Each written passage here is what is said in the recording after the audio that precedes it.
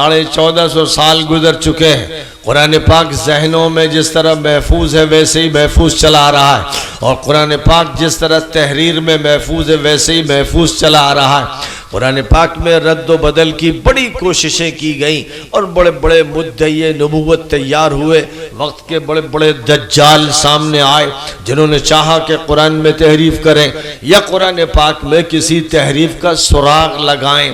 اور جرمنی کی ایک ٹیم نے 20ویں صدی میں اس بات کی کوشش کی کہ پوری دنیا میں دیکھا جائے کسی نہ کسی لائبریری سے قرآن کا کوئی ایسا نسخہ دریافت کر لیا جائے جس سے یہ ثابت ہو کہ قرآن پاک میں تحریف ہوئی ہے۔ لیکن امریکہ سے لے کر آسٹریلیا تک جتنے بھی کتب خانے ہیں سب کو چھان مارا گیا، اور ایک قرآن کا نسخہ بھی ایسا نہیں ملا جس میں ڈیفرنس ہو، دیگر نسخوں سے ٹکراؤ ہو اور تحریف کا ثبوت مل جائے۔ اور اس طرح یورپ ناکام ہو گیا، جرمن کی ٹیم ناکام ہو گئی، اور اس نے اس کا اعتراف کیا کہ قرآن پاک میں کہیں بھی تحریف کا کوئی سراغ نہیں ہے۔ حالانکہ یہ بات اپنی جگہ پر ثابت ہے، جن لوگوں نے بھی انسائکلوپیڈیا آف بریٹانیکا اور جیوش انسائکلوپیڈیا اور جو انسائکلوپیڈیا عیسائی تاریخ کا ہے تیار کیا ہے، ان اسکالرز نے اپنے مضامین میں اس بات کا کھل کر اعتراف کیا ہے کہ بائبل میں بے شمار تحریفات ہیں، اولڈ ٹیسٹامنٹ ہو یا نیو ٹیسٹامنٹ ہو، دونوں میں بہت رد و بدل کیا گیا ہے، ترجموں میں بھی رد و بدل کیا گیا ہے، عبارتیں حذف کر دی گئی ہیں، بہت سی عبارتیں بڑھا دی گئی ہیں، یہ سارا کام ہوا ہے۔ اور اس معاملے میں آپ کے دریاباد کو یہ بڑا امتیاز حاصل ہے کہ حضرت مولانا عبد المجید دریابادی رحمۃ اللہ علیہ کو اللہ تعالیٰ نے خاص طور پر ایسی نظر عطا فرمائی تھی ببلیکل لٹریچر پر اور انسائکلوپیڈیاز پر، اور ان کی ایسی نظر تھی، اور قرآن پاک کا انہوں نے بہت ہی گہرائی کے ساتھ مطالعہ کیا تھا۔ اس لیے جو تفسیر انہوں نے قرآن پاک کی لکھی، انگلش میں بھی لکھی اور اردو میں بھی لکھی، اور ان تفسیروں میں اس بات کو ثابت کیا کہ بائبل میں رد و بدل کیا گیا، اور ہندوستان میں ویدوں میں رد و بدل کیا گیا، گیتا میں رد و بدل کیا گیا، اور اس رد و بدل کو یہاں کے جو ہندو اسکالرز ہیں وہ مانتے ہیں، جیسے عیسائی اور یہودی بائبل کے رد و بدل کو مانتے ہیں، وہ اعتراف کرتے ہیں کہ پوری دنیا میں بھی کوئی ایک نسخہ تورات کا موجود نہیں ہے جو حضرت موسیٰ کو دی گئی تھی، اور پوری دنیا میں انجیل کا کوئی ایک نسخہ موجود نہیں ہے جو حضرت عیسیٰ کو عطا فرمائی گئی تھی۔ تو قرآن پاک کے علاوہ جتنی بھی کتابیں ہیں، وید کس نے لکھی، کب لکھی اور کس زبان میں لکھی، آج تک اس کی تحقیق نہیں ہو سکی ہے، بڑے اختلافات ہیں، بڑے کنٹرڈکشنز ہیں، اور یہی حال تمام مذہبی کتابوں کا ہے، چاہے وہ بدھسٹوں کی کتاب زندوستہ ہو یا اس کے علاوہ دیگر مذاہب کی کتابیں ہوں، ان کتابوں کے متعلق جو معلومات ہیں ان میں بڑے تضادات ہیں اور کنٹرڈکشنز ہیں، اور کوئی بھی ان کتابوں کا حافظ نہیں۔ اگر آپ ڈنکے کی چوٹ پر اسرائیل سے یہ مطالبہ کریں کہ بتاؤ اولڈ ٹیسٹامنٹ اور تورات کا کوئی حافظ تمہارے درمیان ہے، تو انہیں ماننا پڑے گا کوئی حافظ نہیں ہے، اور یہ بھی ماننا پڑے گا کہ اس میں مسلسل تبدیلیاں ہوتی رہی ہیں۔ اور اگر آپ عیسائیوں سے، 1 ارب سے اوپر جو عیسائی دنیا بھر میں ہیں، ان سے کہیے کہ تمہارے پاس ایک انجیل تھی وہ 4 کیسے ہو گئیں، اور اس کے بعد 4 چھوڑو صرف ایک انجیل کا کوئی حافظ پیش کر دو، تو پوری دنیا عیسائیت ایک حافظ کو پیش نہیں کر سکے گی۔ اس کے بالمقابل قرآن پاک کے حفاظ کو تلاش کیجئے تو ایک ایک بستی سے ہزاروں حافظ آپ کے سامنے آ جائیں گے، چھوٹے چھوٹے بچے بھی اور بوڑھے بھی، جوان بھی، مرد بھی اور عورتیں بھی، آپ کو اتنے حفاظ ملیں گے کہ گننا ممکن نہیں ہوگا۔ اور ظاہر ہے کہ ہر صدی میں اور صدی کی ہر دہائی میں، ہر ملک میں اور ملک کے ہر صوبے میں اور صوبے کے ہر ضلع میں اور ضلع کے ہر شہر و گاؤں میں حفظ قرآن پاک کا ایک ایسا سلسلہ چلا ہے، پوری دنیا اس سے حیران ہے۔ اور جو مسلمانوں کے خلاف پروپیگنڈا ہے، جو دشمنی ہے، اس میں ایک بہت بڑا دخل اس کا ہے کہ دنیا کی اکثریت اسلام کے مقابلے میں احساس کمتری میں مبتلا ہے۔ اب وہ احساس کمتری کو احساس برتری میں بدلنا چاہتے ہیں، تو کیونکہ نفسیاتی طور پر وہ بیمار ہیں، انہیں یہ بات معلوم ہے کہ ان کا مذہب صحیح بنیادوں پر قائم نہیں ہے، ان کو معلوم ہے کہ ویدیں ہو یا گیتا ہو یا مہابھارت ہو یا منو سمرتی ہو، ان سے ان کی زندگی کے لیے رہنمائی کا سامان نہیں ہے، اور اسی طرح عیسائی دنیا اور یہودی دنیا جانتی ہے کہ اولڈ ٹیسٹامنٹ یا نیو ٹیسٹامنٹ کے ذریعے سے ان کی ہدایت کا پورا انتظام نہیں ہو سکتا ہے، اس لیے وہ یہ چاہتے ہیں کہ ہم گنجے ہیں تو مسلمان بھی گنجے ہوں، یعنی ان کے پاس ایسی کتاب کیوں رہے جس میں کوئی رد و بدل نہیں ہوا ہے، جس کے لاکھوں کروڑوں حافظ ہیں، جس کے نسخے لاکھوں کروڑوں چھپتے ہیں، ہر ملک میں بٹتے ہیں اور بچہ بچہ پڑھتا ہے، اور مسجدیں نسخوں سے سجی ہوئی ہیں اور گھروں میں بھی یہ نسخے موجود ہیں۔ یہ ایک ایسا امتیاز ہے جو دنیا میں کسی قوم کو حاصل نہیں ہے، اور یہیں سے یہ بات بالکل صاف ہو جاتی ہے کہ دنیا میں اگر ہدایت کا سرمایہ ہے تو صرف مسلمانوں کے پاس ہے، دنیا میں اگر رہنمائی مل سکتی ہے اور دماغ کو تسکین نصیب ہو سکتی ہے اور دل کو تسلی ہو سکتی ہے اور انسانوں کے جسم کے لیے کوئی لائن آف ایکشن دی جا سکتی ہے اور کسی ملک کے نظام کو درست کیا جا سکتا ہے اور اس کی گورنمنٹ کو اور اس کی پالیٹکس کو اور اس کی اکنامک کو اور اس کی فزکس کو اور کیمسٹری کو اور جتنے بھی علوم اور نالجز اور سائنسز ہیں، اگر ان کو صحیح رخ پر ڈالا جا سکتا ہے تو صرف اور صرف قرآن کے ذریعے اور صرف اسلام کے ذریعے۔ یہ کیوں؟ الحمدللہ نحمده ونستعینه ونستغفره ونؤمن به ونتوکل علیہ ونعوذ باللہ من شرور انفسنا ومن سیئات اعمالنا من يهده الله فلا مضل له ومن يضلله فلا هادي له ونشهد أن لا إله إلا الله وحده لا شريك له ونشهد أن سيدنا ومولانا محمدا عبده ورسوله صلى الله تعالى عليه وعلى آله وأصحابه وأزواجه وذرياته وأهل بيته وبارك وسلم تسليما كثيرا كثيرا. أما بعد فأعوذ بالله من الشيطان الرجيم. بسم الله الرحمن الرحيم. هو الذي بعث في الأميين رسولا منهم يتلو عليهم آياته ويزكيهم ويعلمهم الكتاب والحكمة وإن كانوا من قبل لفي ضلال مبين. صدق الله العظيم. محترم بزرگوں، دینی اور ایمانی بھائیوں اور اپنے اپنے گھروں سے سننے والی بہنوں، دریا آباد کی اس بستی میں ایک عرصے کے بعد آج میں آپ سے مخاطب ہوں، اور آج کے اس اجلاس کا جو عنوان ہے قرآن پاک کا پیغام انسانیت کے نام، یہ سب سے اہم ترین عنوان ہے، بنیادی عنوان ہے، یہ ہمارے دین کی اساس ہے۔ قرآن پاک کے نزول کے نتیجے میں حضرت محمد صلی اللہ علیہ وسلم کو اللہ تعالیٰ نے پیغمبر کی حیثیت عطا فرمائی۔ آپ عبداللہ کے بیٹے تھے، محمد ابن عبداللہ، اور عبد المطلب کے پوتے تھے، آمنہ کے فرزند تھے۔ اب 40 سال تک اسی حیثیت سے متعارف رہے۔ کبھی کسی نے آپ کے بارے میں یہ نہیں سوچا کہ آپ نبی ہونے والے ہیں، رسول ہونے والے ہیں، اور کبھی آپ نے بھی دل میں یہ خیال نہیں رکھا کہ آئندہ میں نبی بن جاؤں گا، میں رسول بن جاؤں گا۔ خود قرآن پاک اس بات کی وضاحت کرتا ہے کہ ما کنت تدری مل کتاب ولا ایمان، اے نبی آپ تو یہ جانتے بھی نہیں تھے کہ کتاب کیا ہے اور ایمان کیا ہے۔ ہم نے اس کتاب کو نور بنا دیا، روشنی بنا دیا۔ نبی اکرم صلی اللہ علیہ وسلم جب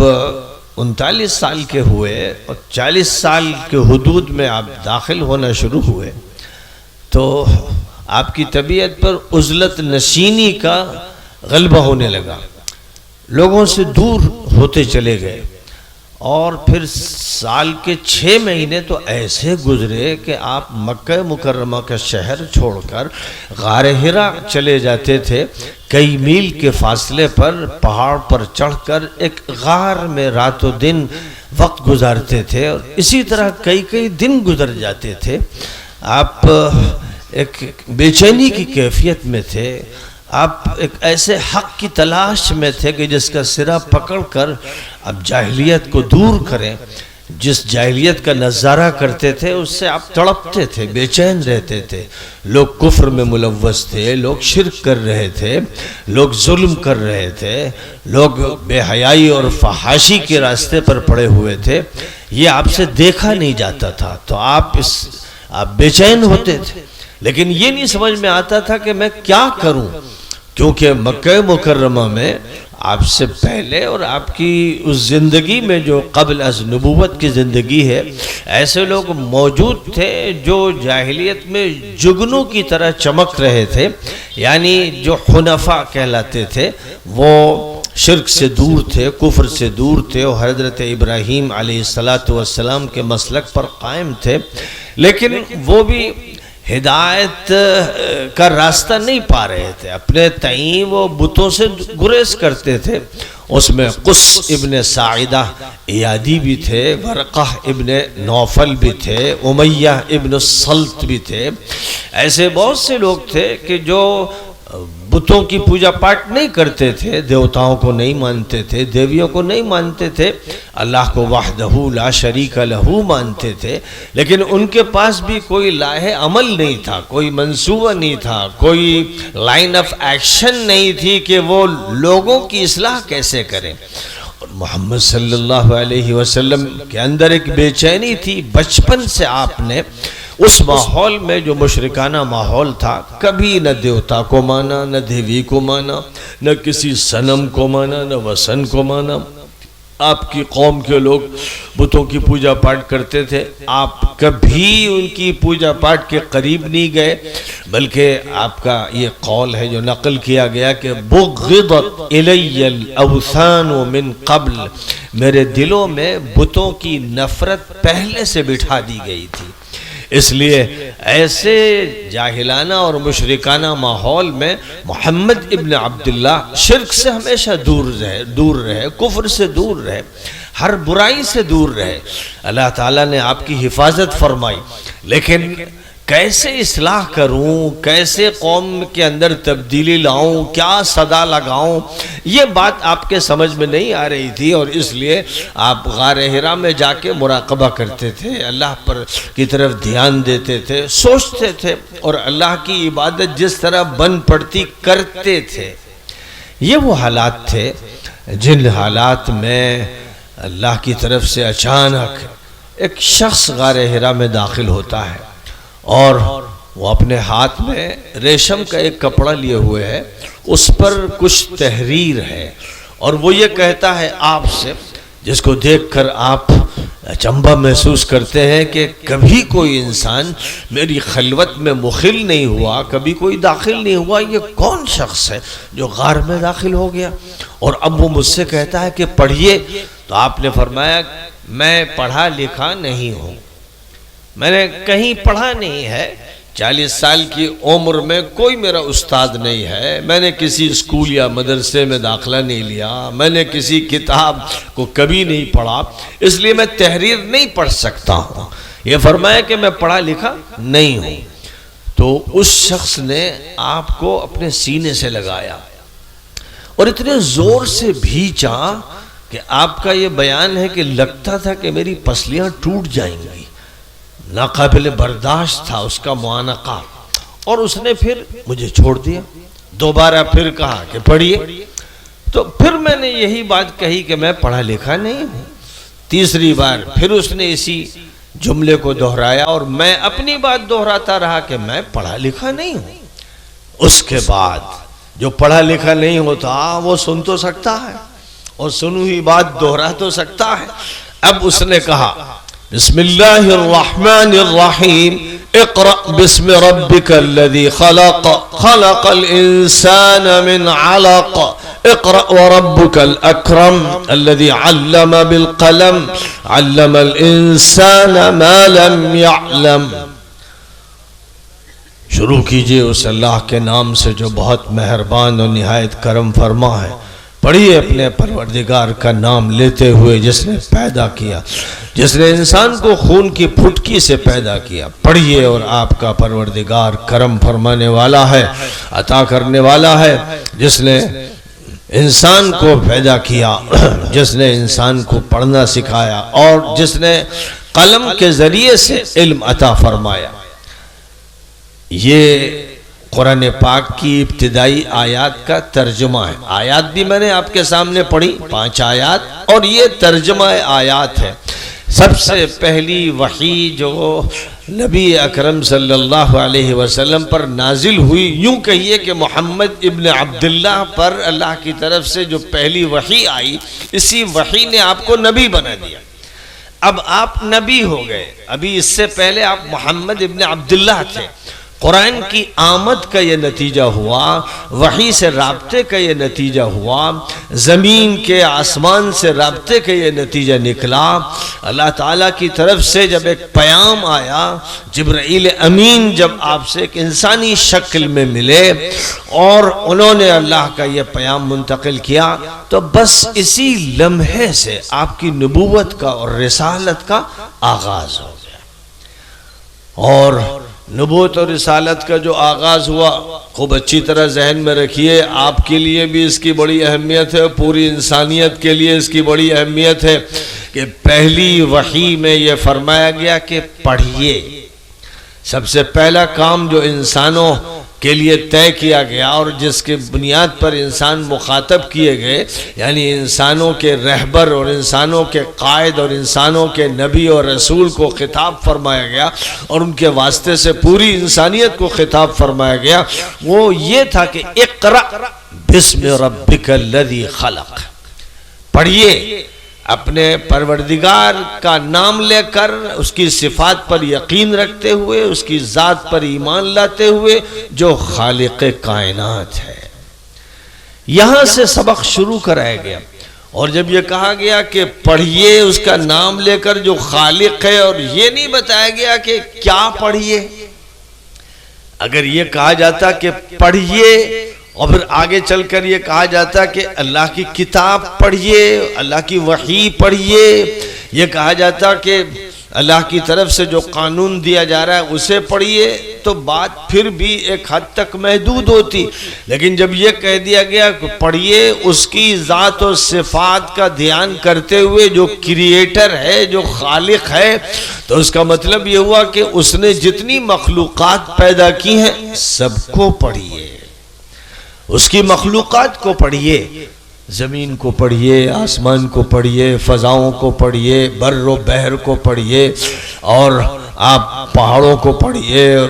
آبشاروں کو پڑھیے، اور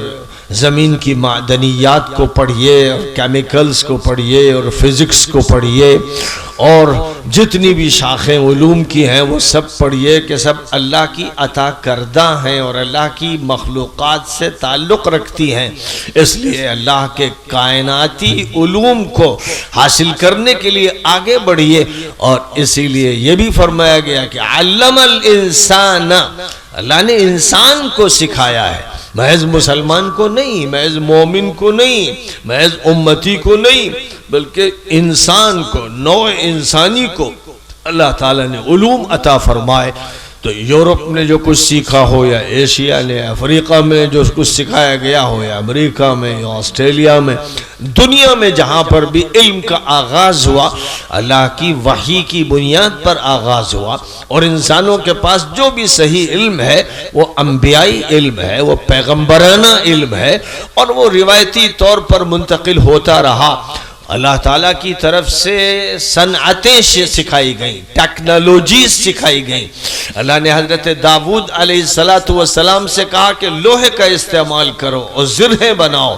اور لوہے میں ہم نے بڑی طاقت رکھی ہے۔ اور اللہ نے حضرت نوح علیہ السلام سے کہا کہ کشتی تیار کرو، یعنی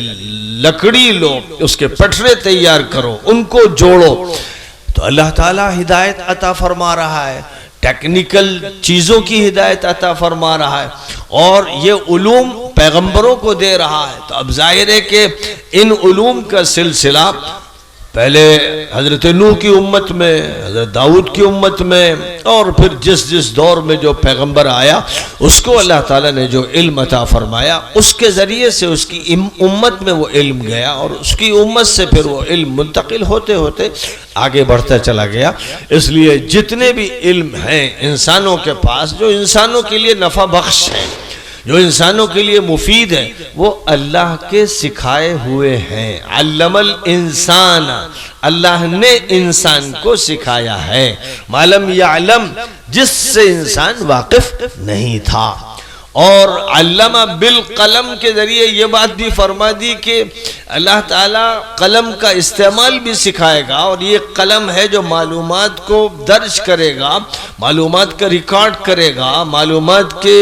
مثل تیار کرے گا، اور معلومات کو دستاویزی بنائے گا، جس کا نتیجہ یہ ہوگا کہ علم صرف زبانی نہیں ہوگا، صرف ہوائی نہیں ہوگا، وقتی نہیں ہوگا، بلکہ علم کو محفوظ کر دیا جائے گا۔ تو کتابیں ہزاروں سال تک محفوظ رہیں گی، اور یہ علم اسی طرح رواں دواں رہے گا۔ اب نبی اکرم صلی اللہ علیہ وسلم کو اس کے ذریعے ہدایت دے دی گئی کہ جو بات آپ سے کہی جا رہی ہے اپنے دماغ میں بھی آپ اس کو محفوظ کر لیں، اور قلم سے بھی اس کو ریکارڈ کر لیں۔ تو وہ قرآن جو آپ کے اوپر نازل ہونا شروع ہوا، آپ نے ان آیتوں کو اپنے دماغ میں محفوظ رکھا، اور اللہ نے یہ فرما دیا تھا سَنُقْرِئُكَ فَلَا تَنْسَى اِلَّا مَا شَاءَ اللَّهُ، ہم آپ کو پڑھا رہے ہیں، آپ نہیں بھولیں گے، اللہ ہی اگر کسی چیز کو بھلانا چاہے گا تو بھلا دے گا۔ لہذا اللہ تعالیٰ نے یہ ذمہ داری لے لی کہ ہم آپ کے دماغ میں قرآن پاک کو محفوظ کر دیں گے۔ آپ جلد بازی کے ساتھ پڑھنے کی کوشش بھی نہ کریں، تو فرمایا سورۃ القیامہ میں لا تحرک به لسانک لتعجل به ان علینا جمعه وقرآنه فاذا قرأناه فاتبع قرآنه ثم ان علینا بیانه۔ آپ جلدی پڑھنے کی کوشش نہ کریں، ہماری ذمہ داری ہے کہ ہم اس قرآن کو آپ کے دماغ میں محفوظ کر دیں گے، اور ہم اس کے پڑھنے کا سلیقہ بھی آپ کو عطا کر دیں گے، اور اس کے بعد ہم اس قرآن پاک کے الفاظ کے معنی بھی آپ کو سمجھا دیں گے۔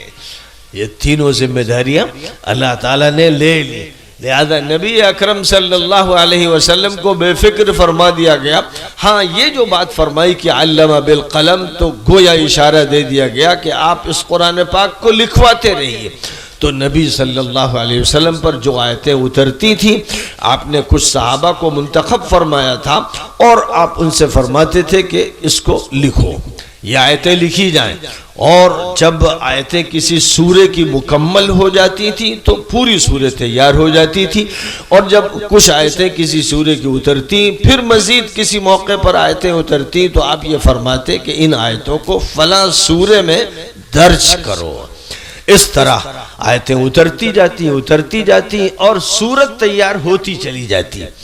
ایک دم سے پوری سورت اکثر و بیشتر نازل نہیں ہوتی تھی، بلکہ کچھ آیتیں نازل ہو گئیں، پھر کچھ آیتیں نازل ہوئیں۔ جیسے میں نے ابھی سورۃ العلق کی جو آیتیں آپ کے سامنے پڑھی ہیں، یہ نبی اکرم صلی اللہ علیہ وسلم پر پہلی وحی کے طور پر نازل ہوئیں، اور جب آپ نماز پڑھنے لگے اور اس نماز میں ابو جہل رکاوٹ ڈالنے لگا اور ایک دشمن بن کر سامنے آیا اور فتنہ برپا کرنے لگا، تو ایک عرصے کے بعد بقیہ جو آیتیں ہیں اسی سورۃ العلق کی وہ نازل ہوئیں، جس میں اس بات کا ذکر ہے کہ نبی نماز پڑھتے ہیں اور وہ جاہل اور ظالم نماز سے روکتا ہے۔ تو یہ بعد کا واقعہ ہے، پہلی وحی سے متصل واقعہ نہیں ہے، اس کا تذکرہ بعد میں فرمایا گیا۔ بہرحال قرآن پاک نازل ہوتا رہا اور نبی اکرم صلی اللہ علیہ وسلم اس کا اندراج کرواتے رہے۔ قرآن آپ ہی کی حیات طیبہ میں نوٹ ہوتا چلا گیا، یہاں تک کہ قرآن پاک کا جب نزول مکمل ہوا تو قرآن پاک کا اندراج مکمل ہو گیا، قرآن پاک کا ریکارڈ مکمل ہو گیا، ذہن کا ریکارڈ بھی مکمل ہو گیا اور تحریر کا ریکارڈ بھی مکمل کر دیا گیا۔ اس طرح قرآن پاک کی حفاظت کا جو وعدہ اللہ تعالیٰ نے فرمایا تھا آپ کی زندگی میں پورا کر دیا گیا، قرآن محفوظ کر دیا گیا۔ اور پھر اس قرآن پاک کو جس طرح لکھا گیا تھا، اس زمانے میں کاغذ کا بہت ہی شارٹیج تھا، تو قرآن پاک کبھی پتوں پر لکھا جاتا تھا، کبھی چوڑی ہڈیوں پر لکھا جاتا تھا، کبھی پتھر کی سلوں پر لکھا جاتا تھا، کبھی ہرن کی جھلی پر لکھا جاتا تھا، مختلف چیزوں پر اس کی تحریر ہوتی تھی۔ ابو بکر صدیق رضی اللہ تعالیٰ عنہ کے زمانے میں حضرت عمر رضی اللہ تعالیٰ عنہ کو یہ فکر ہوئی جب مرتدین سے، خاص طور پر مسیلمہ الکذاب مدعی نبوت سے مقابلہ ہوا اور بہت سے حفاظ قرآن شہید ہو گئے، تو انہوں نے کہا کہ اگر اسی طرح قرآن پاک کے حفاظ شہید ہوتے رہے تو کیا ہوگا، پھر تو قرآن پاک ہمارے پاس لکھا ہوا رہ نہیں جائے گا۔ اس لیے ضروری ہے کہ قرآن پاک کو مرتب کر دیا جائے اور ہر سورہ مکمل طور پر یکجا کر دی جائے تاکہ قرآن پاک دو جلدوں کے درمیان ہو جائے، صفحات بکھرے ہوئے نہ رہیں اور الگ الگ چیزوں پر لکھا ہوا نہ رہے۔ کون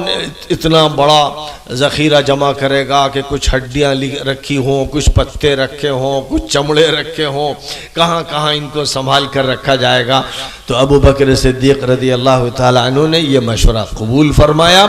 اور حضرت زید ابن ثابت کا انتخاب کیا جو بڑے قاری تھے، قرآن پاک کے بڑے واقف کار تھے اور نبی صلی اللہ علیہ وسلم بھی ان پر بڑا اعتماد فرماتے تھے، اور ان کے ساتھ مزید بعض صحابہ کو شامل کر دیا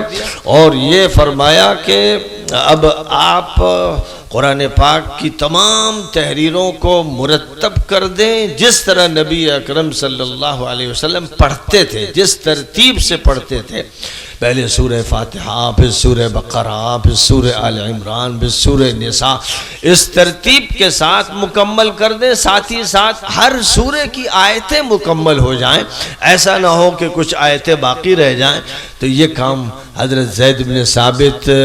کے لیے بہت بھاری تھا اور انہوں نے کہا کہ ایسا لگتا ہے کہ جیسے ایک پہاڑ میرے اوپر رکھ دیا گیا ہو، لیکن بہرحال میں نے پھر یہ طے کیا کہ یہ کام انجام دینا ہے۔ تو اب میں قرآن پاک زبانی بھی سنتا تھا اور تحریر بھی دیکھتا تھا، دو سندوں اور دلیلوں کے ساتھ قرآن پاک کو مرتب کرنے کا کام کرتا تھا۔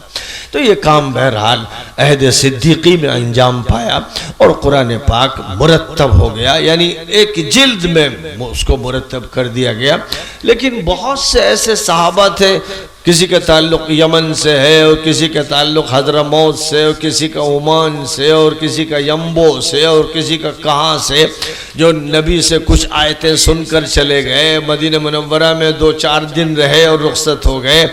اور جس چیز پر لکھ سکے لکھا یا لکھی ہوئی کوئی تحریر لے لی۔ ان کے پاس الگ الگ جگہ قرآن پاک لکھا ہوا تھا اور پورا قرآن پاک ایک مصحف کی شکل میں موجود نہیں تھا۔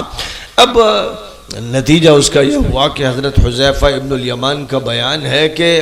آرمینیا کے علاقے میں حضرت عثمان رضی اللہ عنہ کے دور میں جنگ ہو رہی تھی اور جو صحابہ وہاں موجود تھے وہ قرآن پڑھتے تھے، تو کسی کے پڑھنے کے طریقہ الگ اور کسی کے پڑھنے کے طریقہ الگ۔ تو میں تو پریشان ہو گیا کہ یا اللہ، ابھی اس دور میں اگر قرآن میں یہ اختلافات ہوں گے تو آگے کیا ہوگا؟ یعنی لوگوں کے پاس جو قرآن پاک کے حصے موجود ہیں ان میں بعض منسوخ ہو گئے اور وہ یہ نہیں جانتے کہ یہ منسوخ ہو گئے اور وہ ان کو پڑھ رہے ہیں۔ کس لیے؟ چونکہ ان کے پاس وہ تحریر عہد نبوی کے کسی بھی دور کی موجود تھی۔ تو وہ جب آرمینیا کی جنگ سے واپس آئے تو انہوں نے حضرت عثمان رضی اللہ تعالیٰ عنہ سے کہا کہ بھائی فکر کیجئے امت کی، خطرہ ہے کہ لوگ قرآن کے بارے میں جھگڑنے لگیں گے، اس لیے جو نسخہ مرتب کیا گیا ہے عہد صدیقی میں اور حضرت عمر کے مشورے سے، اب ضرورت ہے کہ اس نسخے کو پھر سے مرتب کر کے، اس کے نسخے تیار کر کے جتنے بھی ممالک ہمارے زیر اقتدار ہیں وہاں بھیج دیا جائے، تاکہ لوگ انہی نسخوں پر اعتماد کریں اور انہی کی تلاوت ہو، اور پھر ان سے مزید نسخے تیار کیے جائیں۔ تو حضرت عثمان رضی اللہ تعالیٰ عنہ نے یہ کام انجام دیا، اور حضرت زید بن ثابت ہی کو کمیٹی کا صدر بنایا کہ آپ ہی کی نگرانی میں اور آپ کی نظر ثانی کے ساتھ نسخے تیار کیے جائیں گے۔ 7 نسخے تیار کیے گئے، ایک نسخہ حضرت عثمان نے اپنے پاس رکھ لیا، اور باقی نسخے اس زمانے میں عراق میں اور شام میں اور یمن میں اور دیگر علاقے جو فتح ہو چکے تھے بھیج دیے گئے، تاکہ اب لوگ انہی نسخوں سے مزید نسخے تیار کریں۔ جس کا 1450 سال گزر چکے ہیں، قرآن پاک ذہنوں میں جس طرح محفوظ ہے ویسے ہی محفوظ چلا آ رہا ہے، اور قرآن پاک جس طرح تحریر میں محفوظ ہے ویسے ہی محفوظ چلا آ رہا ہے۔ قرآن پاک میں رد و بدل کی بڑی کوششیں کی گئیں، اور بڑے بڑے مدعی نبوت تیار ہوئے، وقت کے بڑے بڑے دجال سامنے آئے جنہوں نے چاہا کہ قرآن میں تحریف کریں یا قرآن پاک میں کسی تحریف کا سراغ لگائیں۔ اور جرمنی کی ایک ٹیم نے 20ویں صدی میں اس بات کی کوشش کی کہ پوری دنیا میں دیکھا جائے کسی نہ کسی لائبریری سے قرآن کا کوئی ایسا نسخہ دریافت کر لیا جائے جس سے یہ ثابت ہو کہ قرآن پاک میں تحریف ہوئی ہے۔ لیکن امریکہ سے لے کر آسٹریلیا تک جتنے بھی کتب خانے ہیں سب کو چھان مارا گیا، اور ایک قرآن کا نسخہ بھی ایسا نہیں ملا جس میں ڈیفرنس ہو، دیگر نسخوں سے ٹکراؤ ہو اور تحریف کا ثبوت مل جائے۔ اور اس طرح یورپ ناکام ہو گیا، جرمن کی ٹیم ناکام ہو گئی، اور اس نے اس کا اعتراف کیا کہ قرآن پاک میں کہیں بھی تحریف کا کوئی سراغ نہیں ہے۔ حالانکہ یہ بات اپنی جگہ پر ثابت ہے، جن لوگوں نے بھی انسائکلوپیڈیا آف بریٹانیکا اور جیوش انسائکلوپیڈیا اور جو انسائکلوپیڈیا عیسائی تاریخ کا ہے تیار کیا ہے، ان اسکالرز نے اپنے مضامین میں اس بات کا کھل کر اعتراف کیا ہے کہ بائبل میں بے شمار تحریفات ہیں، اولڈ ٹیسٹامنٹ ہو یا نیو ٹیسٹامنٹ ہو، دونوں میں بہت رد و بدل کیا گیا ہے، ترجموں میں بھی رد و بدل کیا گیا ہے، عبارتیں حذف کر دی گئی ہیں، بہت سی عبارتیں بڑھا دی گئی ہیں، یہ سارا کام ہوا ہے۔ اور اس معاملے میں آپ کے دریاباد کو یہ بڑا امتیاز حاصل ہے کہ حضرت مولانا عبد المجید دریابادی رحمۃ اللہ علیہ کو اللہ تعالیٰ نے خاص طور پر ایسی نظر عطا فرمائی تھی ببلیکل لٹریچر پر اور انسائکلوپیڈیاز پر، اور ان کی ایسی نظر تھی، اور قرآن پاک کا انہوں نے بہت ہی گہرائی کے ساتھ مطالعہ کیا تھا۔ اس لیے جو تفسیر انہوں نے قرآن پاک کی لکھی، انگلش میں بھی لکھی اور اردو میں بھی لکھی، اور ان تفسیروں میں اس بات کو ثابت کیا کہ بائبل میں رد و بدل کیا گیا، اور ہندوستان میں ویدوں میں رد و بدل کیا گیا، گیتا میں رد و بدل کیا گیا، اور اس رد و بدل کو یہاں کے جو ہندو اسکالرز ہیں وہ مانتے ہیں، جیسے عیسائی اور یہودی بائبل کے رد و بدل کو مانتے ہیں، وہ اعتراف کرتے ہیں کہ پوری دنیا میں بھی کوئی ایک نسخہ تورات کا موجود نہیں ہے جو حضرت موسیٰ کو دی گئی تھی، اور پوری دنیا میں انجیل کا کوئی ایک نسخہ موجود نہیں ہے جو حضرت عیسیٰ کو عطا فرمائی گئی تھی۔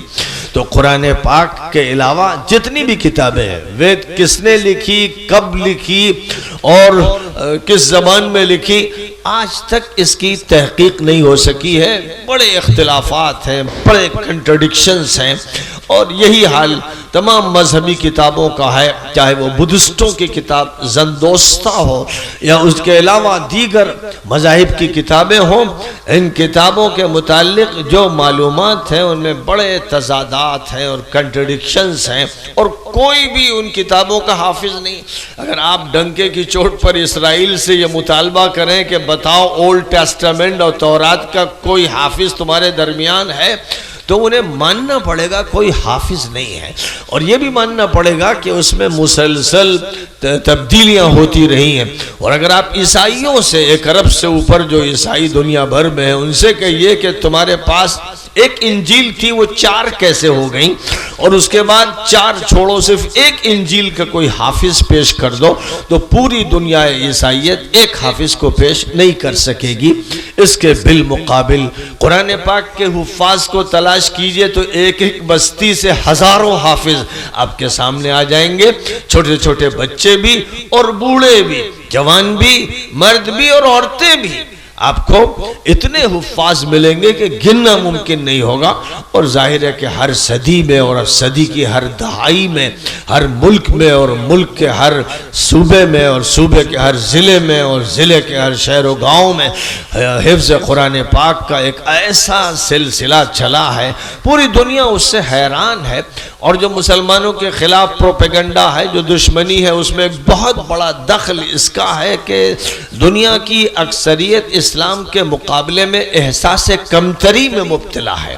اب وہ احساس کمتری کو احساس برتری میں بدلنا چاہتے ہیں، تو کیونکہ نفسیاتی طور پر وہ بیمار ہیں، انہیں یہ بات معلوم ہے کہ ان کا مذہب صحیح بنیادوں پر قائم نہیں ہے۔ ان کو معلوم ہے کہ ویدیں ہو یا گیتا ہو یا مہابھارت ہو یا منو سمرتی ہو، ان سے ان کی زندگی کے لیے رہنمائی کا سامان نہیں ہے۔ اور اسی طرح عیسائی دنیا اور یہودی دنیا جانتی ہے کہ اولڈ ٹیسٹامنٹ یا نیو ٹیسٹامنٹ کے ذریعے سے ان کی ہدایت کا پورا انتظام نہیں ہو سکتا ہے،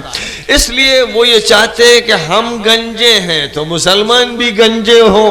یعنی ان کے پاس ایسی کتاب کیوں رہے جس میں کوئی رد و بدل نہیں ہوا ہے، جس کے لاکھوں کروڑوں حافظ ہیں، جس کے نسخے لاکھوں کروڑوں چھپتے ہیں، ہر ملک میں بٹتے ہیں اور بچہ بچہ پڑھتا ہے، اور مسجدیں ان نسخوں سے سجی ہوئی ہیں اور گھروں میں بھی یہ نسخے موجود ہیں۔ یہ ایک ایسا امتیاز ہے جو دنیا میں کسی قوم کو حاصل نہیں ہے، اور یہی سے یہ بات بالکل صاف ہو جاتی ہے کہ دنیا میں اگر ہدایت کا سرمایہ ہے تو صرف مسلمانوں کے پاس ہے۔ دنیا میں اگر رہنمائی مل سکتی ہے اور دماغ کو تسکین نصیب ہو سکتی ہے اور دل کو تسلی ہو سکتی ہے اور انسانوں کے جسم کے لیے کوئی لائن آف ایکشن دی جا سکتی ہے اور کسی ملک کے نظام کو درست کیا جا سکتا ہے اور اس کی گورنمنٹ کو اور اس کی پالیٹکس کو اور اس کی اکنومک کو اور اس کی فزکس کو اور کیمسٹری کو اور جتنے بھی علوم اور نالجز اور سائنسز ہیں، اگر ان کو صحیح رخ پر ڈالا جا سکتا ہے تو صرف اور صرف قرآن کے ذریعے اور صرف اسلام کے ذریعے۔ یہ کیونکہ ایک واقعہ ہے، ایک فیکٹ ہے، یہ محض ایک دعویٰ نہیں ہے، یہ ایک نظریہ نہیں ہے، بلکہ ایک فیکٹ ہے، اور اس کو حضرت محمد مصطفیٰ صلی اللہ علیہ وسلم نے پہلی وحی کی آمد کے بعد مکہ مکرمہ میں لوگوں کے سامنے پیش کیا، اور پھر مدینہ منورہ میں اسی قرآن کی بنیاد پر آپ نے اسلامی ریاست قائم فرمائی۔ پھر یہی قرآنی ربانی اسلامی محمدی ریاست تھی جو مدینہ منورہ کی بستی میں قائم ہوئی، اور پھر یہ شمال کی طرف پھیلتی چلی گئی تو عراق اور شام کے حدود تک پہنچ گئی، اور یمن کی طرف اور جنوب کی طرف پھیلتی گئی تو یمن کا علاقہ، حضرموت کا، عمان کا، قطر کا اور دیگر علاقے سب اس کے زیر اقتدار آ گئے۔ اور اس کے بعد پھر خلافت راشدہ کے دور میں یہی وہ قرآنی نظام تھا جس نے ایران کو فتح کیا، عراق کو، شام کو فتح کیا، مصر کو، تونس کو فتح کیا، الجزائر کو، لیبیا کو فتح کیا، مراکش اور اسپین کو فتح کیا، افریقن کنٹریز کو فتح کیا، سندھ کو، اور پھر ہندوستان کو فتح کیا، ترکستان کو فتح کیا۔ یہ قرآنی نظام تھا جس نے لوگوں کے دل و دماغ کو فتح کیا۔ یہ فتوحات محض تلوار کے زور پر نہیں ہوئی، یہ فتوحات محض طاقت کے بلبوتے پر نہیں ہوئی، یہ فتوحات انسانوں کے ذہنوں کی تسکین کے ذریعے ہوئی ہیں، انسانوں کے دلوں کی تسلی کا انتظام کرنے کے نتیجے میں ہوئی۔ یہ فتوحات اس لیے ہوئی ہے کہ ایک ایسا سسٹم برپا کیا گیا جس میں بھید بھاؤ نہیں، چھوت چھات نہیں، برادری واد نہیں، ظلم نہیں، استحصال نہیں، جس میں عورتوں کا حق نہیں مارا جاتا، ان کو ہراس نہیں کیا جاتا، ان کی عزت نہیں لوٹی جاتی اور ان کو پریشان نہیں کیا جاتا، اور بچوں کا بھی ایکسپلائٹیشن نہیں ہوتا، ان کا استحصال نہیں ہوتا، اور بوڑھوں کے ساتھ بے احترامی اور بے عزتی کا معاملہ نہیں ہوتا۔ اس معاشرے میں، کسی سوسائٹی میں جتنے افراد ہیں ان کو انصاف دیا جاتا ہے، عدل کی زندگی عطا کی جاتی ہے، ان کے حقوق فراہم کیے جاتے ہیں، اور نبی کا یہ ارشاد ان کے سامنے رہتا ہے، آتو کل ذی حق حقہ، ہر حق والے کو اس کا حق دو۔ یہ نظام اسلام نے برپا کیا اور پوری دنیا میں برپا کیا، اور پوری دنیا نبی اکرم صلی اللہ علیہ وسلم اور پھر خلافت راشدہ کے دور سے آپ کہہ سکتے ہیں کہ 12ویں صدی تک نافذ العمل رہا ہے۔